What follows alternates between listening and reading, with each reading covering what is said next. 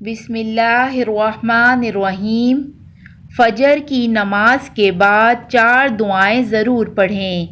جو بھی شخص نماز فجر کے بعد یہ 4 دعائیں پڑھ لیتا ہے تو اللہ تعالیٰ اس کے تمام گناہوں کی بخشش فرما دیتا ہے۔ اللہ تعالیٰ اس کو آگ کے عذاب سے بچائے گا، اس شخص کی مغفرت ہوگی، اور ان دعاؤں کے پڑھ لینے سے آپ کے لیے جنت کے دروازے کھول دیے جائیں گے۔ روزانہ یہ 4 دعائیں ضرور پڑھیں۔ ربنا اننا آمنا فاغفر لنا ذنوبنا وقنا عذاب النار رب ابن لي عندك بيتا في الجنة